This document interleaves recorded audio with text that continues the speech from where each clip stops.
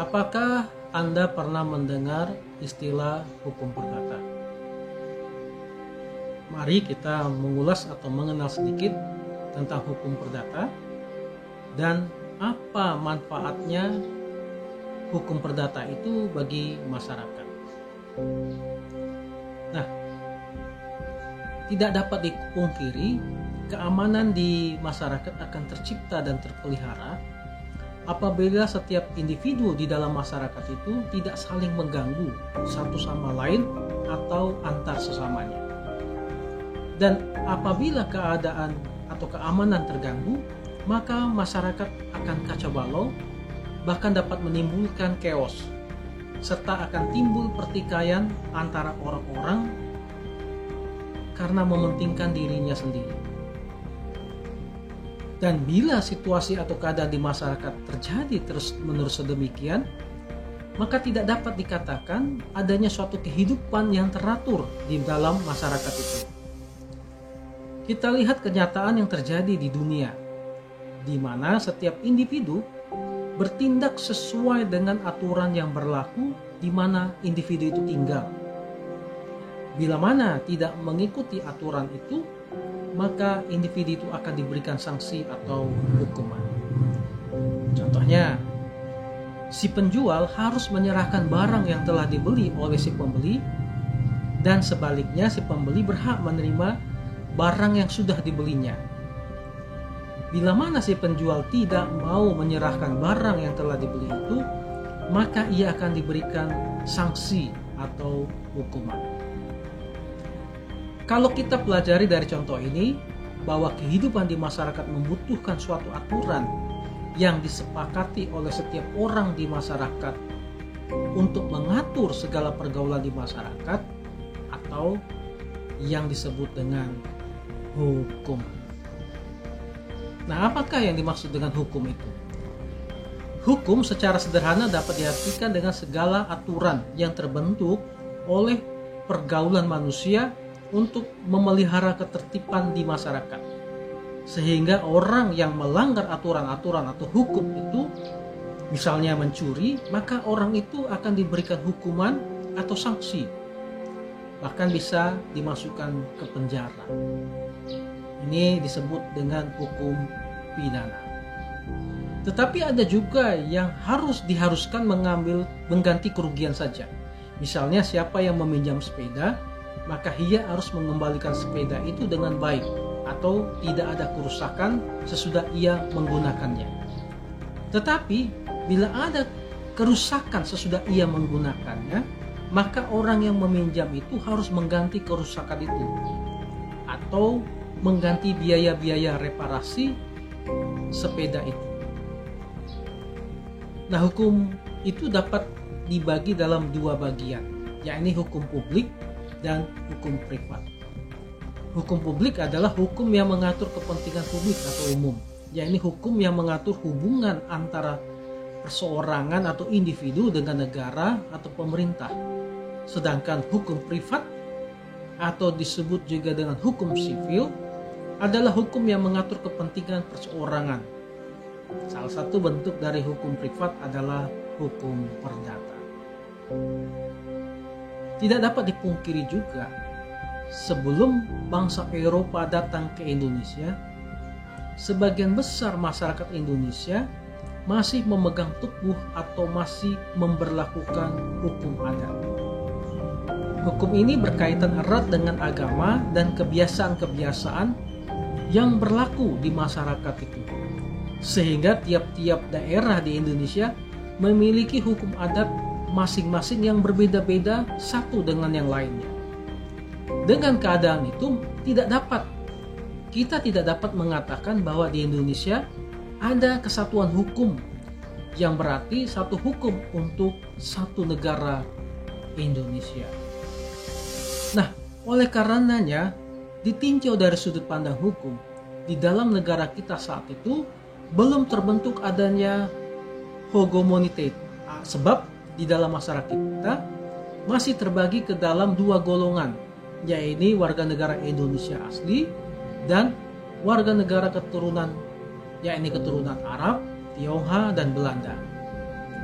Sehubungan dengan hal tersebut di atas, berlakulah bermacam-macam hukum yang bertentangan dengan cita-cita kita bangsa Indonesia, yaitu menegakkan satu hukum untuk suatu warga negara dalam suatu negara Republik Indonesia.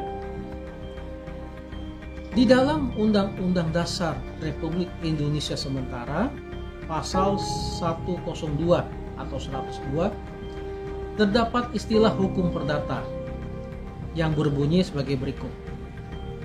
Hukum perdata dan hukum dagang, hukum pidana sipil maupun hukum pidana militer, hukum acara perdata dan hukum acara pidana, susunan dan kekuasaan pengadilan diatur dengan undang-undang dalam kitab-kitab hukum, kecuali jika pembuat undang-undang menganggap perlu untuk mengatur beberapa hal dalam undang-undang tersendiri. Pasal 102 ini mengharuskan adanya kodifikasi di dalam kitab-kitab hukum.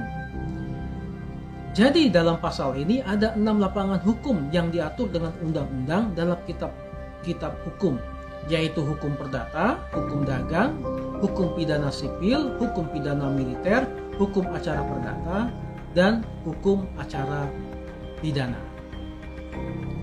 Tetapi pemakaian istilah hukum perdata dalam Undang-Undang Dasar itu belum mempunyai pengertian yang satu, sebab Undang-Undang Dasar Republik Indonesia sementara itu juga mempergunakan hukum adat, padahal hukum adat tidak mengenal pembagian lapangan hukum yang tersendiri. Untuk lebih jelasnya kita lihat perbandingan pasal 102 itu dengan pasal 104 ayat 1 Undang-Undang Dasar Republik Indonesia sementara yang berbunyi sebagai berikut. Segala keputusan pengadilan harus berisi alasan-alasannya dan dalam perkara hukuman harus menyebut aturan-aturan undang-undang hukum adat yang dijadikan dasar hukum itu. Jadi apabila ada istilah hukum perdata terdapat dalam Undang-Undang Dasar Republik Indonesia Serikat itu, maka hendaknya kita mengetahui bahwa yang dimaksudkan dengan istilah ini ialah hukum perdata Barat yang berlaku bagi orang Tionghoa dan orang Eropa yang dinamakan Bürgerlich Recht. Jadi pada saat itu bagi bangsa Indonesia berlaku juga hukum yang tidak tertulis yang dinamakan hukum adat. Dengan demikian dapat diambil satu kesimpulan apa pentingnya kita mempelajari hukum perdata. Yakni satu, di antara azas-azas sebagaimana yang ada dalam hukum perdata saat itu, sudah tentu banyak azas-azas yang dapat kita pergunakan saat ini dan yang akan datang. Ialah untuk mewujudkan cita-cita bangsa Indonesia, cita-cita kita, yakni satu hukum perdata untuk suatu warga negara dalam satu negara Republik Indonesia. Yang kedua, hukum perdata ini berlaku dalam kehidupan kita sehari-hari. Misalnya, contoh yang paling sederhana adalah dalam kegiatan jual beli. Nah, bagaimana hukum perdata itu nampak hidup dalam masyarakat? Hukum perdata tidaklah tampak bagi kita sebagai yang kita lihat dengan panca indera kita. Jadi merupakan sesuatu yang abstrak. Tetapi hukum perdata tersimpul di dalam cara-cara kita melakukan suatu perbuatan sehari-hari dengan keinsafan bahwa kita harus menjaga kepentingan masyarakat atau ketertiban umum. Sehingga dengan adanya peraturan-peraturan ini diakuilah adanya keharusan bagi manusia mengadakan perhubungan yang baik dengan sesamanya. Bila mana atau kapan keharusan masyarakat menjadi keharusan hukum? Yakni setelah pihak penguasa atau pemerintah campur tangan mengakui dan mempertahankannya, barulah keharusan masyarakat itu menjadi keharusan hukum. Ini merupakan hukum yang berlaku di suatu negara, di mana hukum positif atau ius constitutum Hukum itu adalah sebuah hubungan yang mengatur ketertiban masyarakat, maka dalam mengatur itu diletakkan suatu dasar hubungan, yakni 1. Hubungan antara manusia dengan manusia, 2. Hubungan manusia dengan barang, serta ketiga, hubungan antara barang dengan barang. Hubungan ini karena diatur dan dilindungi oleh hukum disebut hubungan hukum. Nah, demikianlah sekilas pembahasan mengenai hukum perdata di Indonesia, dan semoga bermanfaat. Bila mana Anda menyukai video ini, kiranya berkenan untuk tekan tombol like dan tentunya tekan tombol subscribe dan lonceng, yakni notifikasi, supaya Anda dapat mendapatkan informasi tentang video-video kami berikutnya. Terima kasih.